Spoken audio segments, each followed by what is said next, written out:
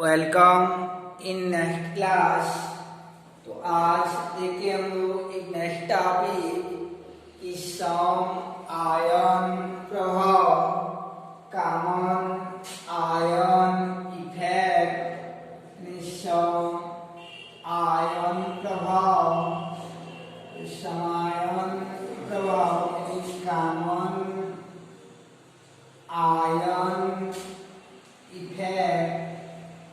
तो common ion effect यानी सम ion प्रभाव जो है इसको देखना है हमको। तो यह प्रभाव क्या होता है कि कोई दुर्बल विद्युत अपघट्य रहता है, जैसे आपका एसिटिक अम्ल रहता है, और दुर्बल विद्युत अपघट्य को जल में डालेंगे या विलायक में, तो वह धीरे धीरे धनायन व ऋणायन के रूप में टूटता रहता है। ये यहाँ से टूटता है आपका H+ और CH3COO- चार्ज, और H+ के रूप में ब्रेक होता है CH3COO- चार्ज और H+ के रूप में टूट जाएगा। तो क्योंकि यह दुर्बल विद्युत अपघट्य रहता है, इसलिए धीरे धीरे धनायन ऋणायन के रूप में टूटता रहता है। यानी दुर्बल विद्युत अपघट्य जो अपने जलीय विलयन में धीरे धीरे धनायन ऋणायन के रूप में टूटता जाता है। इस स्थिति में इसके जलीय विलयन में कोई प्रबल विद्युत अपघट्य मिला देते हैं, जैसे कि आपका इसका लवण ले जाते हैं, H को हटा देंगे और इसकी जगह Na ले जाते हैं, तो इसे अम्ल का लवण कहा जाता है। तो यह अम्ल का यह लवण जो एक प्रबल विद्युत अपघट्य रहता है, यह जो प्रबल विद्युत अपघट्य रहता है, तो इसको धनायन ऋणायन में टूटेंगे तो इस शीघ्रता से धनायन ऋणायन के रूप में टूट जाता है। यानी CH3COO- चार्ज और Na+ इसमें सरलता से टूट जाता है। ये धीरे धीरे टूटता रहता है, जबकि इस तीव्रता से धनायन ऋणायन के रूप में टूट जाता है। इसको जो हम लोग मिक्स कर दिए हैं ये दुर्बल वाला में, तो ऐसा ही स्थिति में क्या होता है कि विलयन में ये एसिटेट आयन की CH3COO- चार्ज को एसिटेट आयन कहते हैं। तो इस एसिटेट आयन की सांद्रता बढ़ जाती है, तो उत्पाद की सांद्रता बढ़ जाती है।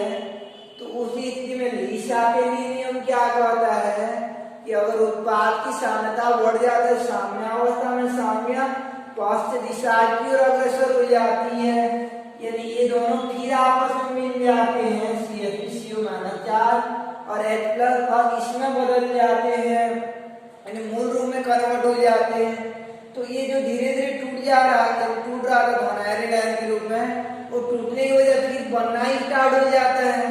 पहले थोड़ा मोड़ा जितना भी टूट रहा था, लेकिन मिला देने पर टूटना और भी कम हो जाता है या कम हो जाता है, क्योंकि अभिक्रिया पीछे दिशा में आ जाता है।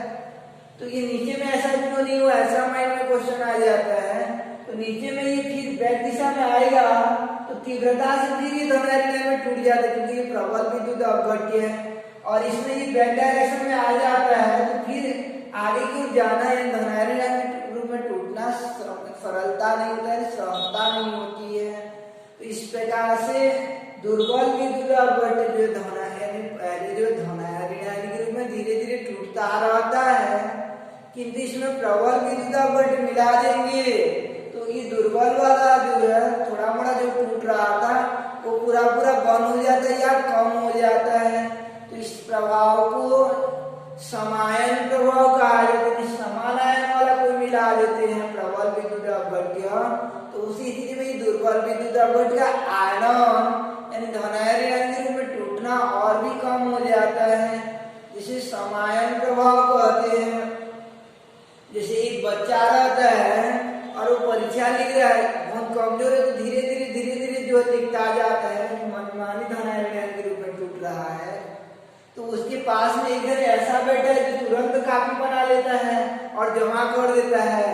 तो उसी स्थिति में एक दुर्बल वाला क्या होता है, हाथ जो और ही लग जाता है, जितना लिखता ये बैठा रहता है तो जितना लिखता रहता लिखता है, लेकिन ये निकल जाने पर प्रबल वाला जल्दी टूट कर निकल जाने पर ये दुर्बल वाला की हालत और भी बिगड़ जाती है, उसका हाथ जो और हिलना स्टार्ट हो जाता है, मेरा नहीं हो पा रहा है बोल के।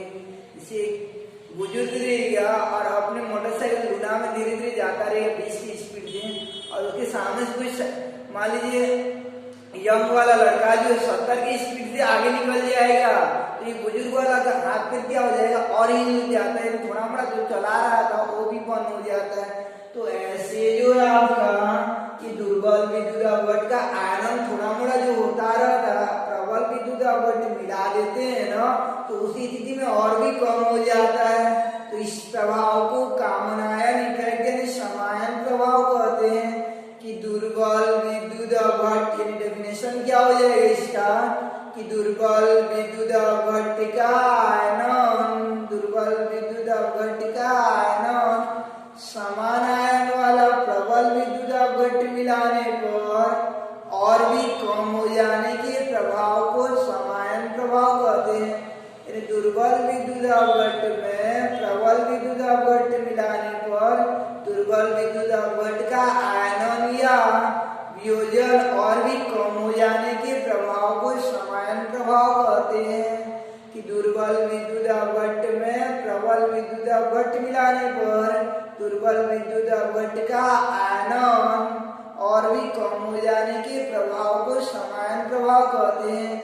या दुर्बल विद्युत अपघट का आयनन या वियोजन प्रबल विद्युत अपघट मिलाने पर और भी कम हो जाने के प्रभाव को समायन प्रभाव कहते हैं, कॉमन आयन इफेक्ट कहते हैं। जैसे आपका एसिटेट आयन को मिला देंगे, यानी एसिटिक अम्ल के विलयन में ये सोडियम एसिटेट मिला देते हैं, तो एसिटिक अम्ल का आयनन और भी कम हो जाता है, जिसे कि समायन प्रभाव कहते हैं, यानी कॉमन आयन इफेक्ट कहा जाता है, समायन प्रभाव कहते हैं। तो ये समायन प्रभाव क्या था आपका, कि दुर्बल विद्युत अपघट का आयनन समान आयन वाले प्रबल विद्युत अपघट की उपस्थिति में और भी कम हो जाने के प्रभाव को समायन प्रभाव कहते हैं। इन दुर्बल विद्युत अपघट का आयनन समान आयन वाले प्रबल विद्युत अपघट मिलाने पर और भी कम हो जाने के प्रभाव को समायन प्रभाव कहते हैं। जैसे आपका एसिटिक अम्ल के जलीय विलयन में जो है आपका यानी सोडियम एसिटेट मिलाने पर एसिटिक अम्ल का आयनन और कम हो जाता है, जिसे समायन प्रभाव कहते हैं। अब देखते हैं हम लोग बफर विलयन किसे कहते हैं, यानी समायन प्रभाव के बाद जो बफर विलयन और उसका प्रकार जो है, तो बफर सॉल्यूशन एंड टाइप्स को देखते हैं। तो बफर विलयन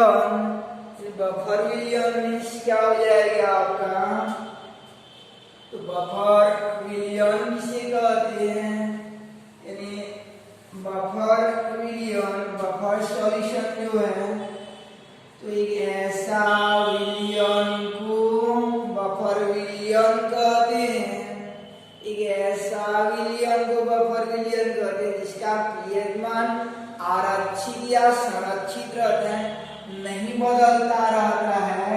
पीएच मान अगर संरक्षित रहता है तो ऐसा विलयन को बफर विलयन कहते हैं। कि वह विलयन जिसका पीएच मान आरक्षित रहता है या संरक्षित रहता है बफर विलयन कहलाता है।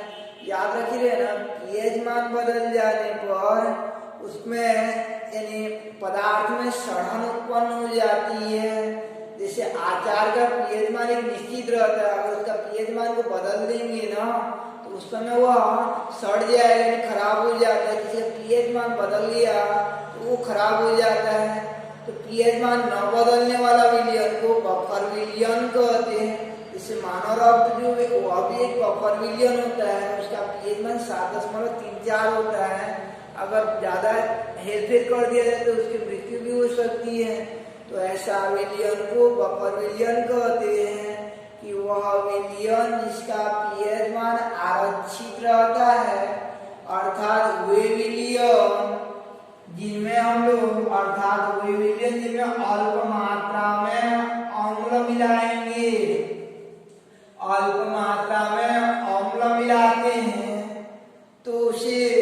उसका पीएच मान नहीं बदलता है, थोड़ा सा वो पहले से विलयन और अम्ल मिला देते हैं तो पीएच मान बदल जाना चाहिए, ज्यादा अम्लीय हो जाना चाहिए तो पीएच मान बदल जाना चाहिए, लेकिन नहीं बदलता है तो वो नियम का जो पालन करता है उसे बफर विलयन कहते हैं कि अल्प मात्रा में अम्ल मिलाने पर पीएच मान अपरिवर्तित रहेगा, या अल्प मात्रा में क्षार मिलाने पर उसका पीएच मान अपरिवर्तित रहेगा, या अल्प मात्रा में जल मिलाने पर उसका पीएच मान अपरिवर्तित रहता है, तो ऐसा विलयन को बफर विलयन कहते हैं।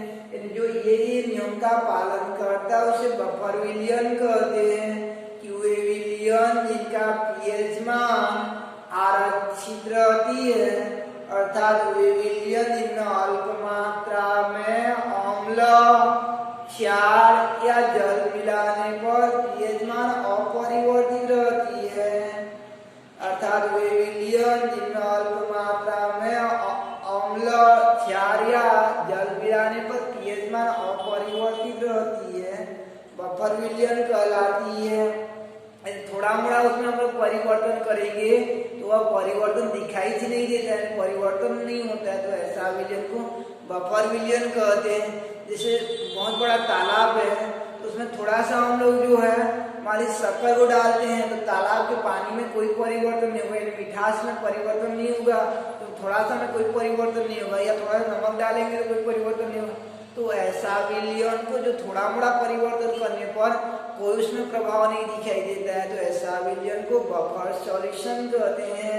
जैसे कोई आदमी रहते हैं कि उनके पास जो आप जितना भी मजाक करो नहीं हंसेंगे, यानी पूरा शांत रहेंगे, या उनके पास जो आप जितना भी यानी करुणा भरी बात बोल लो उनके आंख से आंसू नहीं निकलेगा, या उनको जो कुछ भी इधर उधर हिला दो वो शांत खड़े रहेंगे, आपको कुछ नहीं बोलेंगे, गुस्ताख नहीं आएगा उनमें कि हंसी नहीं आएगा, तो ऐसा व्यक्ति बफर टाइप का हो जाता है, बफर विलयन हो जाएगा।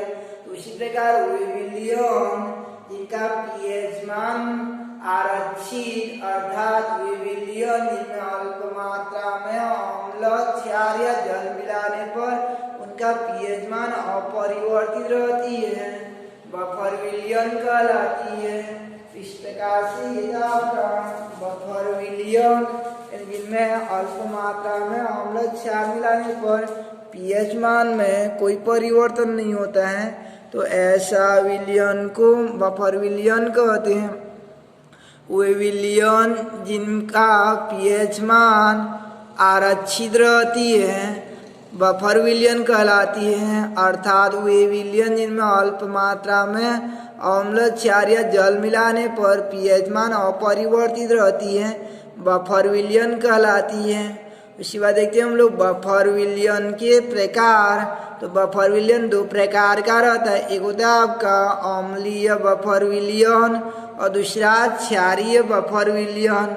यानी एक होता है अम्लीय बफर विलयन और दूसरा होता है आपका बेसिक बफर सॉल्यूशन यानी क्षारीय बफर विलयन। तो ये बफर विलयन दो प्रकार का हो जाता है, एक होता है आपका अम्लीय बफर विलयन और दूसरा होता है क्षारीय बफर विलयन। तो अम्लीय बफर विलयन मीन्स रहता है कि इसमें कोई दुर्बल अम्ल लिया जाता है, जैसे एसिटिक अम्ल लेंगे, इसका एग्जाम्पल जो है, और उसका अकार्बनिक लवण यानी अकार्बनिक लवण बोला जाएगा। तो ये H को हटा देंगे और उसके जगह जो है आपका सोडियम पोटेशियम डाल देते हैं, तो इसे अकार्बनिक लवण कहा जाता है। इस प्रकार अम्लीय बफर विलयन में डेफिनेशन हो जाएगा कि अम्लीय बफर विलयन दुर्बल अम्ल एवं उसके अकार्बनिक लवण का मिश्रित विलयन होता है। अम्लीय बफर विलयन दुर्बल अम्ल एवं उसके अकार्बनिक लवण का मिश्रित विलयन होता है। इसे एग्जाम्पल हो जाएगा आपका कि एसिटिक अम्ल और सोडियम एसीटेट के मिलावट को अम्लीय बफर विलयन कहते हैं। और क्षारीय बफर विलयन मीन्स क्या हो जाएगा, जैसे दुर्बल क्षार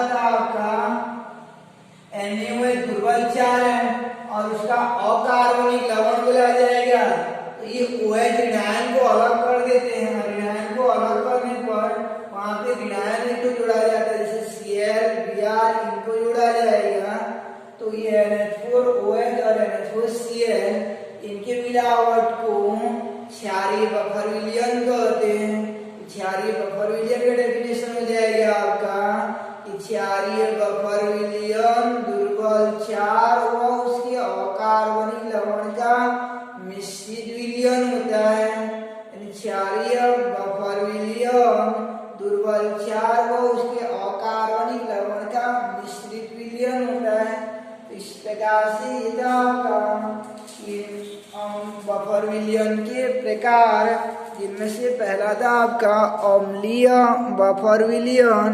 यानी अम्लीय बफर विलयन मीन्स क्या हो जाएगा आपका कि अम्लीय बफर विलयन दुर्बल अम्ल एवं उसके अकार्बनिक लवण का मिश्रित विलयन होता है। Example CH3COH plus CH3COO Na हो जाता है, यानी एसिटिक अम्ल प्लस सोडियम एसीटेट हो जाता है। ऐसे क्षारीय बफर विलयन होता है आपका, तो क्षारीय बफर विलयन जो है आपका दुर्बल क्षार व उसके अकार्बनिक लवण का मिश्रित विलयन होता है। क्षारीय बफर विलयन दुर्बल क्षार व उसके अकार्बनिक लवण का मिश्रित विलयन होता है। एग्जाम्पल NH4OH प्लस NH4Cl हो जाता है। नेक्स्ट क्लास में देखेंगे हम लोग कि बफर विलयन की क्रियाविधि यानी कार्यविधि कैसे ये काम करते हैं, यानी कैसे करके बनता है आपका बफर विलयन। पहले अम्लीय बफर विलयन की कार्यविधि और दूसरा जो है क्षारीय बफर विलयन की कार्यविधि। तो इनको स्पष्ट करने के पूर्व जो है यानी इसकी कार्यविधि को जानने के पूर्व एक थोड़ा सा सीखना पड़ता है, थोड़ा सा ये जानते रहना कि कल आपको बताया गया था जो pH स्केल था, यानी pH स्केल था आपका ये बीचों बीच 7 इधर 14 और ये 0 रहता है। इधर वाला अम्लीय होता जाता है और इधर वाला क्षारीय होता जाता है। और ये H+ की सांद्रता था, इधर H+ की सांद्रता 10 का ऋण 1 ऐसा करके ये 10 का ऋण 7 और ये 10 का ऋण 14 तक था। और यहाँ पे आपका pH वैल्यू था। तो एक चीज याद रखे रहना आप लोग कि किसी विलयन में अगर ये हाइड्रोजन आयन की सांद्रता 10 का ऋण 1 इधर 10 का ऋण 2 है तो 10 का ऋण 1 रहेगा तो वह 10 का ऋण 2 से बड़ा होता है। ये 10 का ऋण 1 वाला जो 10 का ऋण 2 से बड़ा होता है, यानी ऋणात्मक घात में छोटा वाला बड़ा हो जाता है, ये याद रखे रहना। तो जिसमें हाइड्रोजन आयन की सांद्रता अधिक रहता है ना, ये हाइड्रोजन आयन की सांद्रता मान ली 10 का ऋण 1 है तो इसके संगत pH बराबर 1 होगा। और 10 ये H+ की सांद्रता मान लो 10 का ऋण 2 है तो pH बराबर 2 होता है। तो इसकी सांद्रता अधिक है आपका, ये अधिक यानी यहाँ पे H+ की सांद्रता अधिक है तो pH मान क्या मिलता है, कम मिलता है। और pH मान कम जितना कम होगा ना, pH मान जितना कम होता जाएगा 7 से जितना कम होता जाएगा वो उतना अधिक अम्लीय होता है। तो एक बात याद रखे रहना, H+ अगर बढ़ेगा, H+ की सांद्रता अगर बढ़ेगा तो याद रखे रहना pH कम होता जाता है। ये pH मान कम हो जा रहा है, ये pH मान कम होता जाता है। और तीसरा चीज अम्लीयता क्या होती जाती है, बढ़ती जाती है। विलयन उतना ज्यादा अम्लीय होता जाएगा, अर्थात विलयन क्या होता जाएगा, ज्यादा अम्लीय होता जाएगा। एरो का ऊपर डायरेक्शन ऊपर की ओर है तो ज्यादा अम्लीय होगा और डायरेक्शन नीचे की ओर कम अम्लीय होगा। निष्कर्ष क्या निकलता है, H+ अधिक रहेगा तो उसी स्थिति में याद रखे रहना pH कम हो जाता है, pH कम होगा तो ज्यादा अम्लीय हो जाता है, इस चीज को याद रखे रहना। और दूसरा इसका विपरीत अगर OH अधिक रहेगा ना, OH अधिक रहेगा, OH की सांद्रता अधिक रहेगा, ये OH की सांद्रता अधिक रहेगा तो OH जितना अधिक रहेगा तो pH भी बढ़ जाता है। OH अधिक रहेगा तो pH भी बढ़ जाता है और pH ज्यादा रहेगा, जैसे 13-14 में वो ज्यादा क्षारीय होता है। अगर OH ज्यादा रहेगा तो ये तीनों चीज जो ज्यादा होते हैं, pH भी ज्यादा हो जाएगा और क्षारीय भी ज्यादा होगा। लेकिन ये अम्लीयता वाला में क्या होता है, H ज्यादा होगा तो pH कम हो जाता है तो अम्लीय ज्यादा हो जाता है। ये तर्क कल काम आएगा आपका जब पढ़ेंगे हम लोग अम्लीय और क्षारीय बफर विलयन की क्रियाविधि या कार्यविधि को, कि H+ बढ़ने पर pH कम हो जाता है और अम्लीय ज्यादा हो जाता है, और OH बढ़ने पर आपका pH भी बढ़ता है और क्षारीय भी बढ़ता है। इन तीनों एक ही दिशा में रहते हैं और ऊपर वाला में इन pH अलग दिशा रहता है।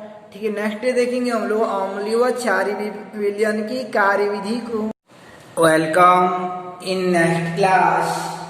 तो आज देखिए हम लोग एक नेक्स्ट टॉपिक कि सम आयन प्रभाव, कॉमन आयन इफेक्ट, सम आयन प्रभाव, समायन प्रभाव, कॉमन आयन इफेक्ट। तो कॉमन आयन इफेक्ट यानी सम आयन प्रभाव जो है इसको देखना है हमको।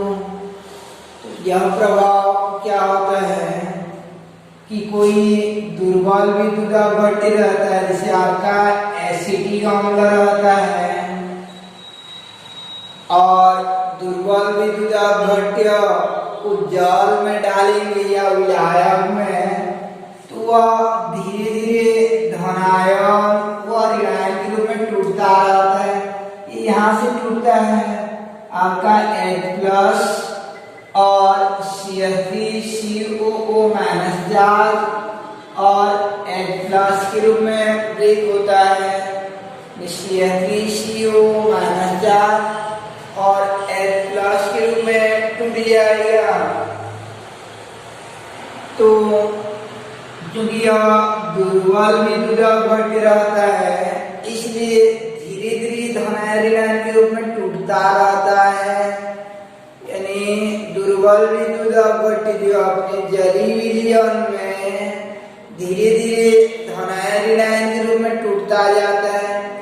इस स्थिति में इसके जलीय विलयन में कोई प्रबल विद्युत अपघट्य मिला देते हैं, जैसे कि आपका इसका लवण ले जाते हैं, H को हटा देंगे और इसकी जगह Na ले जाते हैं तो इसे अम्ल का लवण कहा जाता है। तो यह अम्ल का यह लवण जो एक प्रबल विद्युत अपघट्य रहता है, यह जो प्रबल विद्युत अपघट्य रहता है तो इसको धनायन ऋणायन में टूटेंगे तो इस शीघ्रता से धनायन ऋणायन के रूप में टूट जाता है।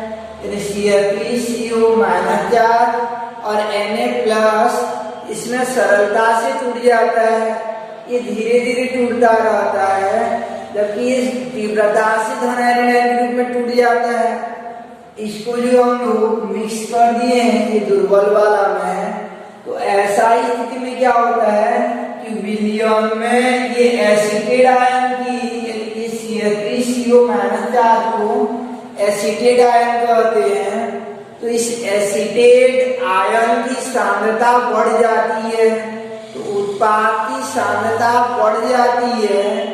तो उसी स्थिति में ली-सापेक्षी नियम क्या कहता है कि अगर उत्पाद की सांद्रता बढ़ जाती है साम्यावस्था में साम्य पश्च दिशा की ओर अग्रसर हो जाती है, यानी ये दोनों फिर आपस में मिल जाते हैं CH3COO- चार्ज और H+ और इसमें बदल जाते हैं, यानी मूल रूप में कन्वर्ट हो जाते हैं। तो ये जो धीरे धीरे टूट रहा था धनायन ऋणायन के रूप में, वो टूटने की वजह फिर बनना ही स्टार्ट हो जाता है। पहले थोड़ा मोड़ा जितना भी टूट रहा था लेकिन मिला देने पर टूटना और भी कम हो जाता है या कम हो जाता है क्योंकि अभिक्रिया पीछे दिशा में आ जाता है। तो ये नीचे में ऐसा क्यों नहीं हुआ, ऐसा माइंड में क्वेश्चन आ जाता है। तो नीचे में ये फिर बैक दिशा में आएगा तो तीव्रता से फिर ये धनायन ऋणायन में टूट जाता है क्योंकि ये प्रबल विद्युत अपघट्य है और इसमें ये बैक डायरेक्शन में आ जाता है। तो फिर आगे की ओर जाना है धनायन ऋणायन के रूप में टूटना सरलता नहीं होता है, श्रमता नहीं होती है। तो इस प्रकार से दुर्बल विद्युत अपघट्य जो धनायन पहले जो धनायन ऋणायन के रूप में धीरे धीरे टूटता रहता है किंतु इसमें प्रबल विद्युत अपघट्य मिला देंगे तो ये दुर्बल वाला जो है थोड़ा मोड़ा जो टूट रहा था वो पूरा पूरा बंद हो जाता है या कम हो जाता है। तो इस प्रभाव को समायन प्रभाव कहा जाता है। समान आयन वाला कोई मिला देते हैं प्रबल विद्युत अपघट्य तो उसी स्थिति में दुर्बल विद्युत अपघट्य का आयन यानी धनायन ऋणायन के रूप में टूटना और भी कम हो जाता है, जिसे समायन प्रभाव कहते हैं। जैसे एक बच्चा रहता है और वो परीक्षा लिख रहा है, बहुत कमजोर है, तो धीरे धीरे जो लिखता जाता है मनमानी धनायन ऋणायन के रूप में टूट रहा है। तो उसके पास में इधर ऐसा बेटा है जो तुरंत कापी बना लेता है और जमा कर देता है। तो उस स्थिति में दुर्बल वाला क्या होता है, हाथ जो और ही लग जाता है, जितना लिखता ये बैठा रहता है तो जितना लिखता है, लेकिन ये निकल जाने पर प्रबल वाला जल्दी टूट कर निकल जाने पर ये दुर्बल वाला की हालत और भी बिगड़ जाती है, उसका हाथ जो और हिलना स्टार्ट हो जाता है, मेरा नहीं हो पा रहा है बोल के। इसे बुजुर्ग रहेगा और अपने मोटरसाइकिल लूना में धीरे धीरे जाता रहेगा 20 की स्पीड से और उसके सामने से कोई मान लीजिए यंग वाला लड़का जो 70 की स्पीड से आगे निकल जाएगा तो ये बुजुर्ग वाला का हाथ पे क्या हो जाएगा और ही नहीं जाता है, थोड़ा मोड़ा जो चला रहा था वो भी बंद हो जाता है। तो ऐसे जो है आपका कि दुर्बल विद्युत अपघट्य का आयरन थोड़ा मोड़ा जो होता रहता प्रबल विद्युत अपघट्य मिला देते हैं ना तो उसी स्थिति में और भी कम हो जाता है। तो इस प्रभाव को कॉमन आयन इफेक्ट यानी समायन प्रभाव कहते हैं। कि दुर्बल विद्युत अपघट्य यानी डेफिनेशन क्या हो जाएगा इसका कि दुर्बल विद्युत अपघट्य का आयनन समान आयन वाला प्रबल विद्युत अपघट्य मिलाने पर और भी कम हो जाने के प्रभाव को समायन प्रभाव कहते हैं। यानी दुर्बल विद्युत अपघट्य में प्रबल विद्युत अपघट्य मिलाने पर दुर्बल विद्युत अपघट्य का आयनन या वियोजन और भी कम हो जाने के प्रभाव को समायन प्रभाव कहते हैं।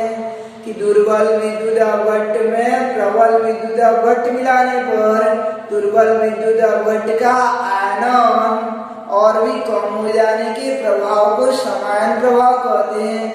या दुर्बल विद्युत अपघट्य का आयनन या वियोजन प्रबल विद्युत अपघट्य मिलाने पर और भी कम हो जाने के प्रभाव को समायन प्रभाव कहते हैं, कॉमन आयन इफेक्ट कहते हैं।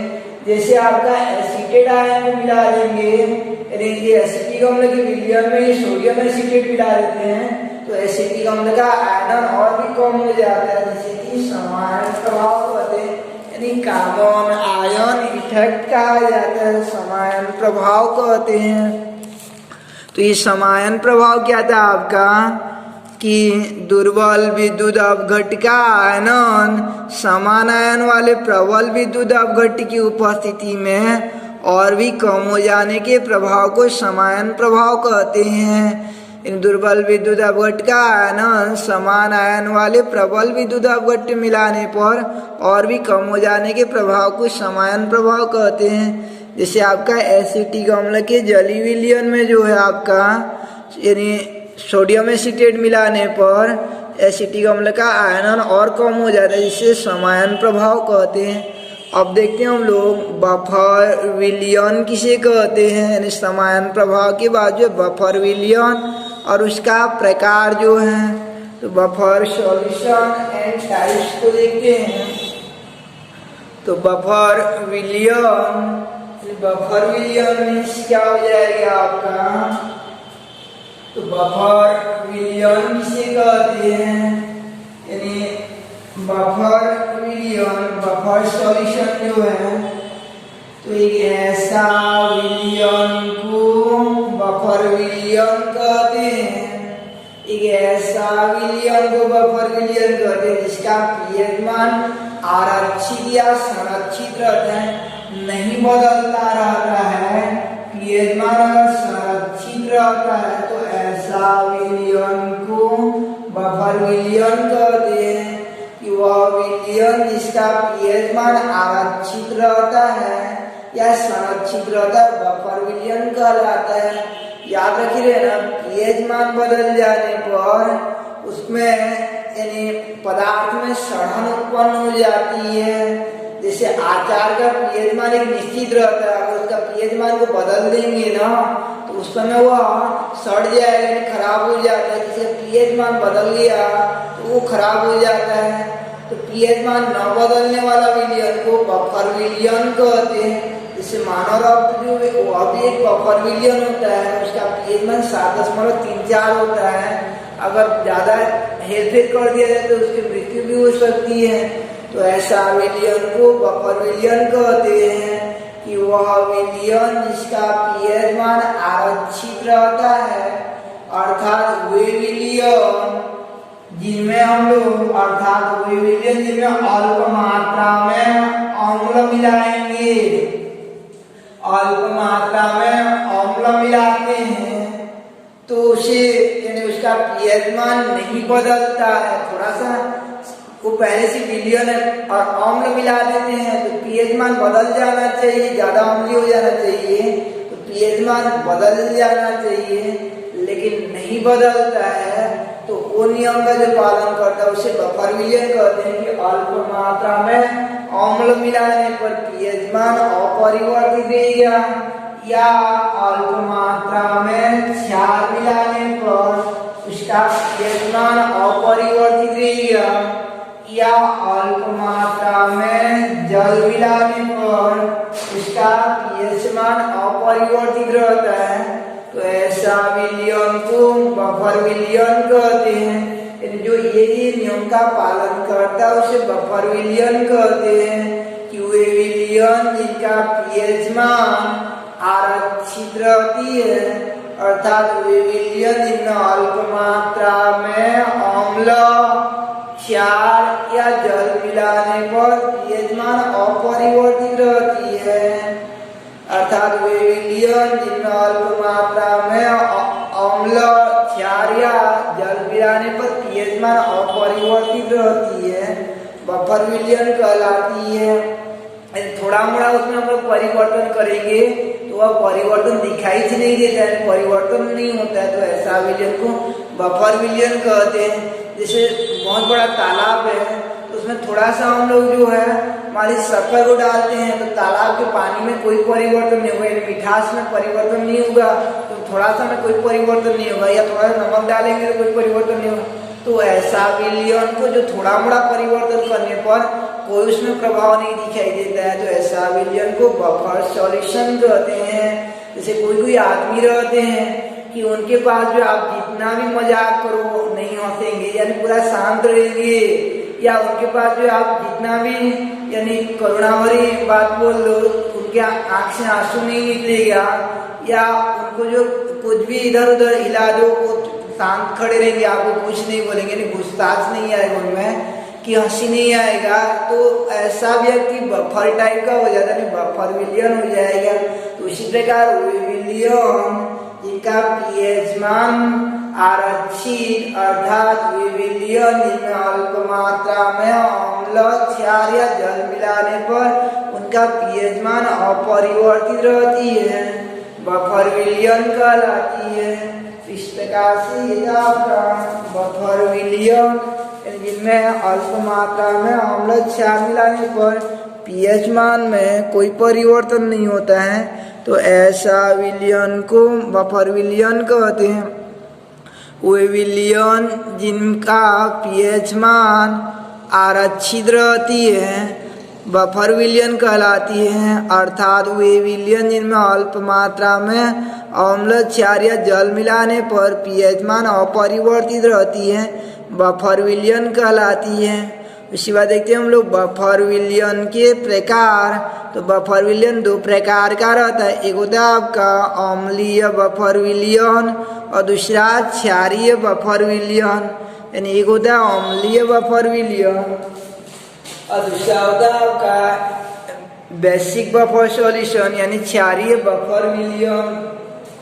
तो ये बफर विलयन दो प्रकार का हो जाता है, एक होता है आपका अम्लीय बफर विलयन और दूसरा होता है क्षारीय बफर विलयन।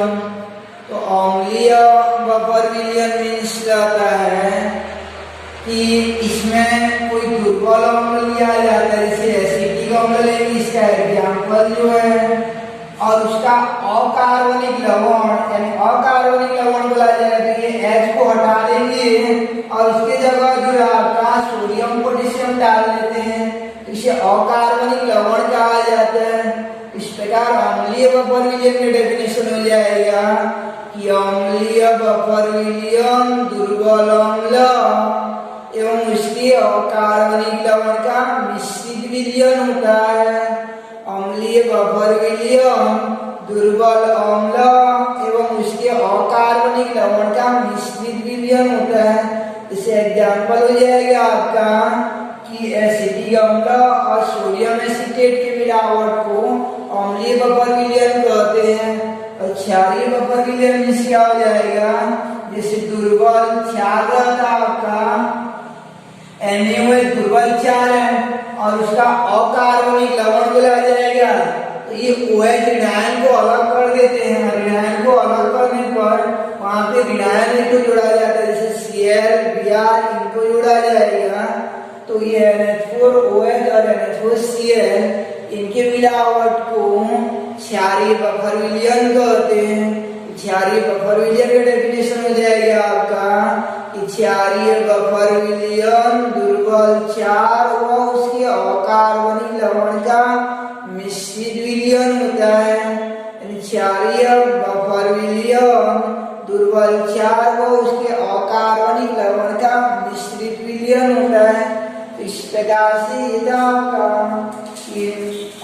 बफर विलयन के प्रकार, जिनमें से पहला था आपका अम्लीय बफर विलयन, यानी अम्लीय बफर विलयन मीन्स क्या हो जाएगा आपका कि अम्लीय बफर विलयन दुर्बल अम्ल एवं उसके अकार्बनिक लवण का मिश्रित विलयन होता है।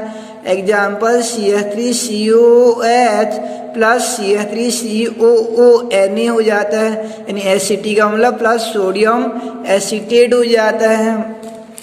ऐसे क्षारीय बफर विलयन होता है आपका, तो क्षारीय बफर विलयन जो है आपका दुर्बल क्षार व उसके अकार्बनिक लवण का मिश्रित विलयन होता है। क्षारीय बफर विलयन दुर्बल क्षार व उसके अकार्बनिक लवण का मिश्रित विलयन होता है। एग्जाम्पल NH4OH प्लस NH4Cl हो जाता है।